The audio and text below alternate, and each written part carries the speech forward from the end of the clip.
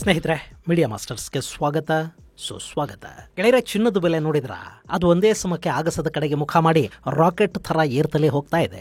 ಇಲ್ಲಿ ಮಧ್ಯಮ ವರ್ಗ ಇನ್ನು ಚಿನ್ನ ಖರೀದಿ ಮಾಡೋದು ಕಷ್ಟ ಅನ್ಸೋಷ್ಟು ಬೆಲೆ ಏರಿಕೆ ಆಗ್ತಾ ಇದ್ರೆ ಚಿನ್ನದ ಈ ಗಗನಮುಖಿ ಚಲನೆ ಭಾರತದ ಸಾಕಷ್ಟು ಜನರನ್ನ ಶ್ರೀಮಂತರನ್ನಾಗಿ ಮಾಡಿದೆ ಅನ್ನೋ ಅಭಿಪ್ರಾಯವು ಕೆಲವರಲ್ಲಿದೆ. ಆದರೆ 10 ವರ್ಷಗಳ ಹಿಂದೆ ಭೌತಿಕ ಚಿನ್ನ ಖರೀದಿಯನ್ನ ನಿಯಂತ್ರಿಸುವುದಕ್ಕೆ ಭಾರತದ ಚಿನ್ನದ ಆಮದನ್ನ ಕಡಿಮೆ ಮಾಡಿಕೊಳ್ಳುವ ಉದ್ದೇಶದಿಂದ ಮತ್ತು ರೂಪಾಯಿಯ ಮೇಲಿನ ಒತ್ತಡವನ್ನ ಕಡಿಮೆ ಮಾಡಿಕೊಂಡು ಸರ್ಕಾರಕ್ಕೆ ಬರುವ ಹೂಡಿಕೆ ಹಣವನ್ನ ಹೆಚ್ಚು ಮಾಡಿಕೊಳ್ಳೋದಕ್ಕೆ ಕೇಂದ್ರ ಸರ್ಕಾರ ಜಾರಿ ಮಾಡಿದ್ದ SGB ಅಥವಾ ಸಾವರಿನ್ ಗೋಲ್ಡ್ ಬಾಂಡ್ ಸರ್ಕಾರದ ಖಜಾನೆಯ ಮೇಲೆ ಭಯಾನಕ ಒತ್ತಡವನ್ನ ಹೇರ್ತಾ ಇದೆಯಾ? ಈ ಬಾಂಡುಗಳು ಸರ್ಕಾರಕ್ಕೆ ಭಾರಿ ನಷ್ಟವನ್ನು ಉಂಟು ಮಾಡ್ತಾ ಇದೆಯಾ? ಇಷ್ಟಕ್ಕೂ ಚಿನ್ನದ ಬೆಲೆ ಹೀಗೆ ಏರ್ತಾ ಇರೋದು ಯಾಕೆ? ಅದು ಏನನ್ನ ಸೂಚಿಸ್ತಾ ಇದೆ?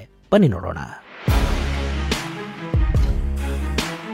ಗೆಳೆಯರೆ, ಚಿನ್ನ ಅನ್ನೋದು ಕಳೆದ ಕೆಲ ತಿಂಗಳುಗಳಿಂದ ಒಂದೇ ಸಮಕ್ಕೆ ಬೆಲೆ ಏರಿಸಿಕೊಳ್ತಾ ಇದೆ. ಬಡವರು, ಮಧ್ಯಮ ವರ್ಗದವರಿಗೆ ಆ ಹಳದಿ ಲೋಹದ ಖರೀದಿ ಇನ್ನೂ ಸಾಧ್ಯವೇ ಆಗೋದಿಲ್ವೇನೋ ಅನ್ನೋ ಥರದ ವಾತಾವರಣ ನಿರ್ಮಾಣ ಆಗ್ತಾ ಇದೆ.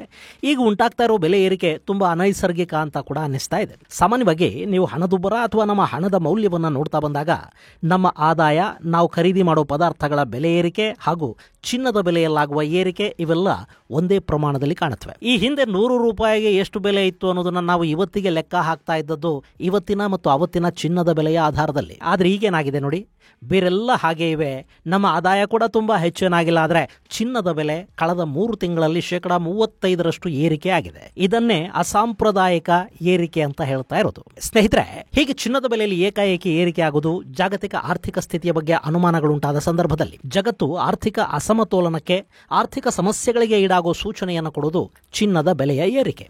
ಸಾಮಾನ್ಯವಾಗಿ ಹೂಡಿಕೆದಾರರು ಸರ್ಕಾರಿ ಬಾಂಡ್ಗಳ ಮೇಲೆ, ಡಾಲರ್ಗಳ ಮೇಲೆ, ಶೇರ್ ಮಾರುಕಟ್ಟೆಯಲ್ಲಿ ಕಮಾಡಿಟೀಸ್ ಮೇಲೆ ಹೆಚ್ಚು ಹೂಡಿಕೆ ಮಾಡಿ ಹೆಚ್ಚು ಲಾಭವನ್ನು ಪಡ್ಕೋಬೇಕು ಅಂದ್ಕೋತಾರೆ. ಎಲ್ಲ ಸರಿ ಇದ್ರೆ ಚಿನ್ನದ ಮೇಲಿನ ಹೂಡಿಕೆ ಸೇಫ್ ಅನ್ಸತ್ತೆ ಹೊರತು ತುಂಬಾ ಲಾಭದಾಯಕ ಅಂತೇನು ಅನ್ಸೋದಿಲ್ಲ. ಹೂಡಿಕೆದಾರನಿಗೆ ಬೇರೆ ಹೂಡಿಕೆಗಳು ಸೇಫ್ ಅಂತ ಅನ್ನಿಸದೇ ಇದ್ದಾಗ ಅವನು ಹಣ ತಂದು ಸುರಿಯೋದು ಈ ಅತ್ಯಂತ ಕ್ಷೇಮದ ಹೂಡಿಕೆ ಅನ್ನಿಸುವ ಚಿನ್ನದ ಮೇಲೆ. ಯಾವಾಗ ಚಿನ್ನದ ಕಡೆ ಹೂಡಿಕೆದಾರರು ಆಕರ್ಷಿತರಾಗ್ತಾರೋ ಆಗ ಸಹಜವಾಗಿ ಚಿನ್ನದ ಬೆಲೆ ಏರಿಕೆ ಆಗ್ತಾ ಹೋಗುತ್ತೆ. ಈಗ ಆಗ್ತಾ ಇರೋದು ಅದೇ. ಅಮೆರಿಕದ ಅನಿಶ್ಚಿತತೆ, ನಾನಾ ದೇಶಗಳ ಮೇಲೆ ಟ್ರಂಪ್ ಹೇರ್ತಾ ಇರೋ ಟ್ಯಾರಿಫ್, ಹೆಚ್ಚಾಗ್ತಾ ಇರೋ ಅಮೆರಿಕದ ಸಾಲ, ಮೌಲ್ಯ ಕಳ್ಕೊಳ್ತಾ ಇರೋ ಡಾಲರು, ಅಮೆರಿಕದ ಫೆಡರಲ್ ಬ್ಯಾಂಕ್ ಬಡ್ಡಿ ದರವನ್ನು ಯಾವಾಗ ಕಡಿಮೆ ಮಾಡುತ್ತೋ ಅನ್ನೋ ಭಯ, ಷೇರು ಮಾರುಕಟ್ಟೆಯ ಪತನಗಳು, ಜಾಗತಿಕ ಯುದ್ಧ ಸದೃಶ ವಾತಾವರಣ, ಯಾವಾಗ ಎಲ್ಲಿ ಯುದ್ಧ ಶುರುವಾಗಿ ಬಿಡುತ್ತೋ ಅನ್ನೋ ಭಯ, ಹೀಗೆ ನಾನಾ ಕಾರಣಗಳಿಂದ ಜಾಗತಿಕ ಮಾರುಕಟ್ಟೆಯಲ್ಲಿ ತಲ್ಲಣ ಕಾಣ್ತಾ ಇದೆ.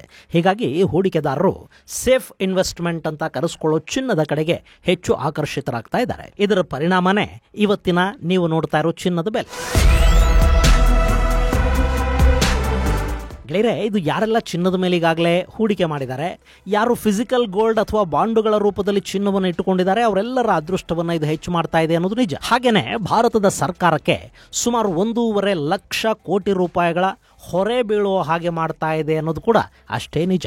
ನಿಮಗೆ ನೆನಪಿದೆ ಅಲ್ವಾ, 10 ವರ್ಷಗಳ ಹಿಂದೆ ಸರ್ಕಾರ ಸಾವರಿನ್ ಗೋಲ್ಡ್ ಬಾಂಡ್ SGB ಅನ್ನ ಶುರು ಮಾಡ್ತು. ಬ್ಯಾಂಕುಗಳ ಮೂಲಕ ಗೋಲ್ಡ್ ಬಾಂಡ್ಗಳನ್ನು ಬಿಡುಗಡೆ ಮಾಡಲಾಯಿತು. ನೀವು 1 ಗ್ರಾಮ್ನಿಂದ ಹಿಡಿದು ಕೆಜಿ ಗಟ್ಟಲೆ ಚಿನ್ನವನ್ನು ಕೂಡ ಬಾಂಡ್ ರೂಪದಲ್ಲಿ ಖರೀದಿ ಮಾಡೋದಕ್ಕೆ ಅವಕಾಶವನ್ನು ಕೊಡಲಾಯಿತು. ಈ ಸ್ಕೀಮ್ ಬಂದಿದ್ ಯಾಕೆಂದ್ರೆ ನಮ್ಮಲ್ಲಿ ಮೊದಲಿಂದಲೂ ಕೂಡ ಚಿನ್ನದ ಮೇಲೆ ಹೂಡಿಕೆ ಮಾಡೋದಕ್ಕೆ ಬಯಸೋದು ಹೆಚ್ಚು. ಚಿನ್ನ ನಮಗೆ ಆಪದ್ಧನ ಕೂಡ.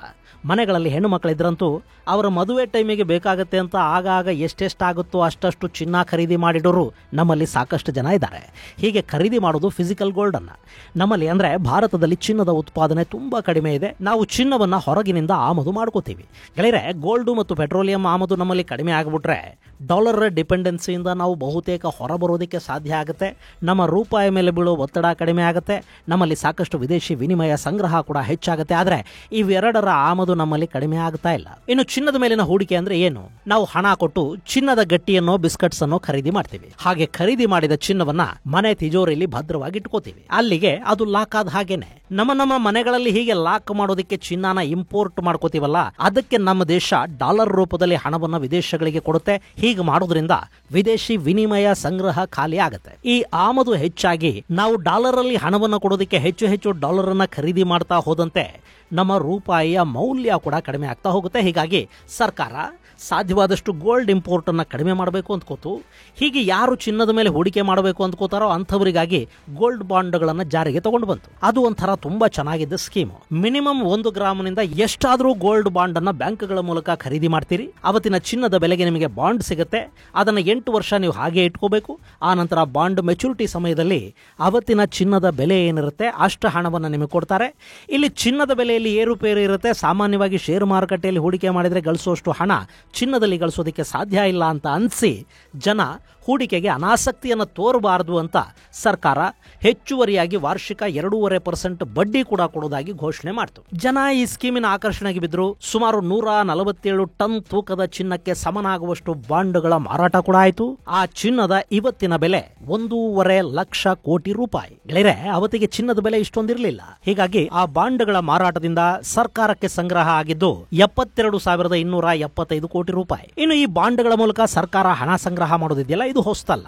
ಇದನ್ನ ಡೆಟ್ ಇನ್ಸ್ಟ್ರೂಮೆಂಟ್ ಅಂತ ಕರೀತಾರೆ. ಸರ್ಕಾರಿ ಬಾಂಡ್ಗಳ ಮೂಲಕ ದೇಶದ ಒಳಗೆ ಮತ್ತು ಹೊರಗಿನಿಂದ ಸರ್ಕಾರ ಸಾಲ ತರುತ್ತೆ. ಭಾರತ ಮಾತ್ರ ಅಲ್ಲ, ಜಗತ್ತಿನ ಬಹುತೇಕ ದೇಶಗಳ ಸರ್ಕಾರಗಳು ಹೀಗೆ ಸಾಲ ತಗೊಳ್ಳುತ್ತವೆ. ಇವತ್ತು ಅತಿ ಹೆಚ್ಚು ಬಾಂಡ್ಗಳ ಮೂಲಕ ಹಣ ಸಾಲ ತಂದಿರುವುದು ಅಮೆರಿಕಾನೇ. ಇನ್ನು ಇಲ್ಲಿ ವಿದೇಶಗಳಿಗೆ ಬಾಂಡ್ ಮಾರಾಟ ಮಾಡೋದಿದೆಯಲ್ಲ, ಅವರಿಗೆ ಹಣವನ್ನು ವಾಪಸ್ಸು ಕೊಡುವಾಗ ನಾವು ಡಾಲರ್ಗಳಲ್ಲಿ ಕೊಡಬೇಕಾಗುತ್ತೆ. ಡಾಲರ್ ಬೆಲೆ ಏರಿಕೆ ಆದ್ರೆ ಸಾಲದ ಮೊತ್ತ ಕೂಡ ಏರಿಕೆ ಆಗುತ್ತೆ. ಅದರ ಜೊತೆ ಅವರಿಗೆ ಹೆಚ್ಚಿನ ಬಡ್ಡಿ ಕೂಡ ಕೊಡಬೇಕಾಗುತ್ತೆ. ಇನ್ನು ದೇಶದ ಒಳಗೆ ಮಾರಾಟ ಆಗೋ ಬಾಂಡ್ಗಳ ಹಣವನ್ನ ಅವಧಿ ಮುಗಿದ ನಂತರ ರೂಪಾಯಿಯಲ್ಲಿ ಕೊಡ್ತಾರೆ.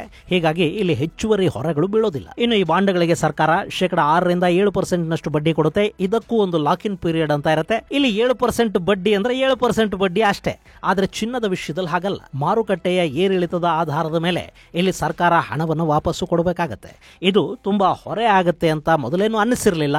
ಇಲ್ಲಿ ಸಾಮಾನ್ಯ ಬಾಂಡ್ಗಳ ಬಡ್ಡಿಗೆ ಹೋಲಿಸಿದ್ರೆ ಇದು ಇನ್ನೊಂದು % ಹೆಚ್ಚಾಗಬಹುದು. ಆದ್ರೆ ಇದರ ಮೂಲಕ ಬೇರೆ ಬೇರೆ ಲಾಭಗಳು ಇದ್ವು. ಹೀಗಾಗಿ ಸರ್ಕಾರ ಬಾಂಡ್ ಸ್ಕೀಮ್ ಅನ್ನು ಜಾರಿ ಮಾಡ್ತು. ಆದ್ರೆ ಈಗೇನಾಗಿದೆ ಅಂದ್ರೆ ಸರ್ಕಾರ ಕಲೆಕ್ಟ್ ಮಾಡಿದ್ದು ಸುಮಾರು 72,000 ಕೋಟಿ. ಅದಕ್ಕೆ ಬದಲಾಗಿ ಈಗ 1.5 ಲಕ್ಷ ಕೋಟಿ ರೂಪಾಯಿಯಷ್ಟು ಹಣವನ್ನು ವಾಪಸ್ಸು ಕೊಡಬೇಕಾಗಿ ಬರ್ತಾ ಇದೆ.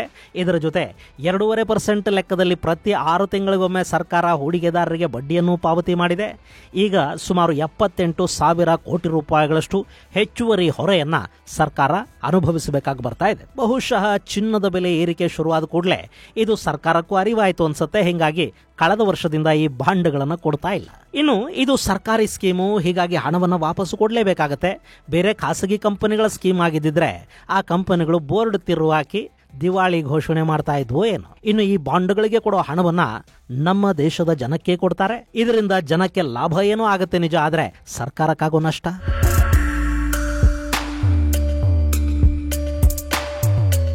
ಗೆಳೆಯರೆ, ಇಲ್ಲಿ ಇದನ್ನು ತುಂಬಾ ದೊಡ್ಡ ನಷ್ಟ ಅಂತ ಕೂಡ ಹೇಳೋ ಹಾಗಿಲ್ಲ ಅನ್ನೋ ವಾದ ಕೂಡ ಕೆಲ ಆರ್ಥಿಕ ತಜ್ಞರು ಮಾಡ್ತಾ ಇದ್ದಾರೆ. ಯಾಕೆಂದ್ರೆ ಈ ಬಾಂಡ್ಗಳನ್ನು ಜಾರಿಗೆ ತರದೇ ಇದ್ದಿದ್ರೆ ಜನ ಚಿನ್ನದ ಖರೀದಿಯನ್ನ ಅಂದ್ರೆ ಭೌತಿಕ ಚಿನ್ನದ ಖರೀದಿಯನ್ನ ಹೆಚ್ಚು ಮಾಡ್ತಾ ಇದ್ರು. ಆಗ ಚಿನ್ನದ ಆಮದು ಹೆಚ್ಚಾಗ್ತಾ ಇತ್ತು. ಅದಕ್ಕೆ ಡಾಲರ್ ಅಲ್ಲಿ ಹಣ ಕೊಡಬೇಕಾಗಿ ಬರ್ತಾ ಇತ್ತು. ಹೀಗಾಗಿ ನಮ್ಮ ವಿದೇಶಿ ವಿನಿಮಯದ ಮೇಲೆ ಹೆಚ್ಚು ಒತ್ತಡ ಮತ್ತು ಹೊರೆ ಬೀಳ್ತಾ ಇತ್ತು. ನಾವು ರೂಪಾಯಿನ ಕೊಟ್ಟು ಡಾಲರ್ ಖರೀದಿ ಮಾಡೋದನ್ನ ಹೆಚ್ಚು ಮಾಡಿದ್ರೆ ರೂಪಾಯಿಯ ಮೌಲ್ಯ ಮತ್ತಷ್ಟು ಕುಸಿತಾ ಇತ್ತು. ಇನ್ನು ಹಾಗೆ ಖರೀದಿ ಮಾಡಿದ ಚಿನ್ನವನ್ನು ಇವರು ಮನೇಲಿ ಇಟ್ಕೋತಾ ಇದ್ರು. ಹೀಗಾಗಿ ಅಷ್ಟು ಮೌಲ್ಯದ ಹಣ ಕೂಡ ಲಾಕ್ ಆಗ್ತಾ ಇತ್ತು. ನಾವು ರೂಪಾಯಿಯನ್ನ ಕೊಟ್ಟು ಡಾಲರ್ ಖರೀದಿ ಮಾಡೋದನ್ನ ಹೆಚ್ಚು ಮಾಡಿದ್ದಿದ್ರೆ ರೂಪಾಯಿಯ ಮೌಲ್ಯ ಮತ್ತಷ್ಟು ಕುಸಿತಾ ಇತ್ತು. ಈಗ ಅದೊಂದು 87-88 ಆಗಿದೆ. ಈ ಗೋಲ್ಡ್ ಬಾಂಡ್ ಬದಲಿಗೆ ಚಿನ್ನವನ್ನೇ ಖರೀದಿ ಮಾಡಿದ್ದಿದ್ರೆ ಇಷ್ಟೊತ್ತಿಗೆ ರೂಪಾಯಿಯ ಮೌಲ್ಯ 100ಕ್ಕಿಂತ ಹೆಚ್ಚಾಗ್ತಾ ಇತ್ತು. ಇನ್ನು ನಮ್ಮ ಹಣ ಡಾಲರ್ ಆಗಿ ಬದಲಾಗಿ ವಿದೇಶಕ್ಕೆ ಹೋಗ್ತಾ ಇತ್ತು. ನಾವು ತಗೊಂಡು ಬಂದ ಚಿನ್ನ ನಮ್ಮ ಮನೆಗಳಲ್ಲಿ, ಕಪಾಟಗಳಲ್ಲಿ, ತಿಜೋರಿಗಳಲ್ಲಿ ಹಾಗೆ ಬಿದ್ದಿರ್ತಾ ಇತ್ತು. ಅಂದ್ರೆ ಅಷ್ಟು ಹಣ ನಮಗೆ ಲಾಕ್ ಆದ ಹಾಗೆ ಆಗ್ತಾ ಇತ್ತು. ಆದ್ರೆ ಈ ಬಾಂಡ್ಗಳ ಮೂಲಕ ನಮ್ಮ ಡಾಲರ್ನ ಅಗತ್ಯ ಕಡಿಮೆ ಆಯಿತು.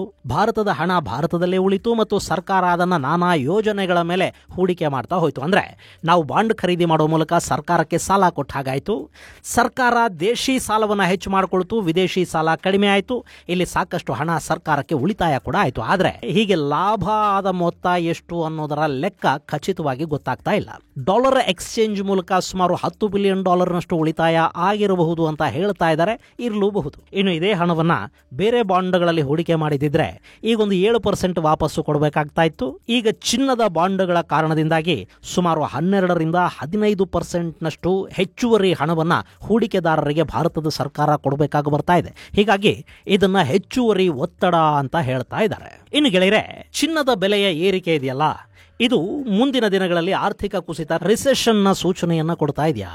ಯಾಕೆಂದ್ರೆ IMFನ ಭವಿಷ್ಯದ ಆರ್ಥಿಕ ಪ್ರಗತಿಯ ವರದಿಗಳ ಪ್ರಕಾರ ಅಮೆರಿಕ, ಚೈನಾ, ಯುರೋಪಿಯನ್ ಯೂನಿಯನ್ಗಳ GDP ಬೆಳವಣಿಗೆಯ ಮಟ್ಟ ಕುಸಿತ ಆಗುತ್ತೆ. ಚೈನಾದ GDP ಬೆಳವಣಿಗೆಯ ದರ 2025ರಲ್ಲಿ 4.8ರಷ್ಟಿದೆ. ಅದು ಮುಂದಿನ ವರ್ಷ ಸುಮಾರು 4ರಿಂದ 4.2ಕ್ಕೆ ಕುಸಿಯುತ್ತೆ. ಯುರೋಪಿಯನ್ ಯೂನಿಯನ್ 1.2ರಿಂದ 1ಕ್ಕೆ ಕುಸಿತವನ್ನು ಕಂಡ್ರೆ ಅಮೆರಿಕಾದ ಬೆಳವಣಿಗೆ 2025ರ ಸಾಲಲ್ಲಿ 2% ಅಂತ ಅಂದಾಜಿಸಲಾಗಿದೆ. ಅದು 2.1ಕ್ಕೆ ಅಂದ್ರೆ 0.1% ಏರಿಕೆ ಆಗಬಹುದು ಅಂತ IMF ಹೇಳ್ತಾ ಇದೆ. ಇನ್ನು ಭಾರತ ಪ್ರಸಕ್ತ 6.5ರಷ್ಟು ಬೆಳವಣಿಗೆಯ ದರವನ್ನು ಹೊಂದಿದ್ದು ಅದು ಕೂಡ ಮುಂದಿನ ವರ್ಷ 0.2ರಷ್ಟು ಕುಸಿತವನ್ನು ಕಂಡು 6.3ರಷ್ಟಾಗತ್ತೆ ಅಂತ IMF ಹೇಳ್ತಾ ಇದೆ. ಇದು ಇಂಟರ್ನ್ಯಾಷನಲ್ ಮಾನಿಟರಿ ಫಂಡ್ ಸಂಸ್ಥೆಯ ಆರ್ಥಿಕ ಮುನ್ನೋಟದ ಮಾಹಿತಿ. ಇದರಲ್ಲಿ ಒಂದಷ್ಟು ಏರುಪೇರುಗಳು ಕೂಡ ಇರಬಹುದು. ಆದರೆ ಅಮೆರಿಕದ lord of tariff Donald Trump ಅವರ ಹುಚ್ಚುಗಳು ಹೀಗೆ ಮುಂದುವರೆದ್ರೆ ಅಮೆರಿಕ ತರೋದಕ್ಕೆ ಹೋಗ್ತಾ ಇರುವ ಹೈಯರ್ ಆಕ್ಟ್ ಅನ್ನೋದೇನಾದ್ರೂ ಜಾರಿ ಆದ್ರೆ ಅದರಿಂದ ಭಾರತದ IT ಕ್ಷೇತ್ರದ ಮೇಲೆ ದೊಡ್ಡ ಹೊಡೆತ ಏನಾದರೂ ಬಿದ್ದರೆ ಭಾರತದ ಆರ್ಥಿಕತೆಯ ಮೇಲೆ ತುಂಬಾನೇ ಪರಿಣಾಮಗಳು ಖಂಡಿತ ಉಂಟಾಗತ್ವೆ. IT ಕ್ಷೇತ್ರದ ಮೇಲೆ ಹೊಡೆತ ಬಿದ್ದರೆ ರಿಯಲ್ ಎಸ್ಟೇಟ್ ಹಾಗೂ ವಾಹನ ಮಾರುಕಟ್ಟೆಯ ಮೇಲೆ ಕೂಡ ಅದರ ದುಷ್ಪರಿಣಾಮಗಳುಂಟಾಗತ್ವೆ. ಆದರೆ ಡಿಸೆಂಬರ್ ನಂತರ ಅಮೆರಿಕ ಬದಲಾಗುತ್ತೆ ಅಂತ ಹೇಳ್ತಾ ಇದ್ದಾರೆ. ಈಗಾಗಲೇ ಟ್ರಂಪ್ ಕೂಡ ಜಾಗತಿಕ ನಾಯಕತ್ವ, ಯುದ್ಧ ಅದೆಲ್ಲವನ್ನು ಬಿಟ್ಟು ನಾನು ಅಮೆರಿಕಾದ ಕಡೆಗೆ ಗಮನ ಕೊಡಬೇಕಿದೆ ಅನ್ನೋ ಮಾತುಗಳನ್ನೂ ಆಡ್ತಾ ಇದ್ದಾರೆ. ಭಾರತದ ಜೊತೆ ವ್ಯಾಪಾರ ಒಪ್ಪಂದಕ್ಕೆ ಮಾತುಗಳು ನಡೀತಾ ಇವೆ. ಭಾರತ ರಷ್ಯಾದ ತೈಲವನ್ನು ತರಿಸ್ಕೊಳ್ಳೋದಿಲ್ಲ ಅಂತ ಪದೇ ಪದೇ ಹೇಳ್ತಾ ಭಾರತದ ಜೊತೆಗಿನ ವ್ಯಾಪಾರಿ ಸಂಘರ್ಷವನ್ನು ಕಡಿಮೆ ಮಾಡಿಕೊಳ್ಳೋದಕ್ಕೆ ಕೂಡ ಮುಂದೆ ಅಮೆರಿಕ ಒಂದಷ್ಟು ದಾರಿಗಳನ್ನು ಹುಡುಕ್ತಾ ಇದೆ. ಚೈನಾ ಮೇಲಿನ ಟ್ಯಾರಿಫ್ ನಮಗೆ ತೊಂದರೆ ಕೊಡುತ್ತೆ ಅನ್ನೋ ಮಾತುಗಳನ್ನು ಕೂಡ ಅಮೆರಿಕದ ಅಧ್ಯಕ್ಷ ಡೊನಾಲ್ಡ್ ಟ್ರಂಪ್ ಈಗಾಗಲೇ ಆಡಿದ್ದಾರೆ. ಇದೆಲ್ಲ ಮುಂದಿನ ದಿನಗಳಲ್ಲಿ ಏನಾಗುತ್ತೆ ಅನ್ನೋದನ್ನು ಕಾದು ನೋಡಬೇಕಿದೆ.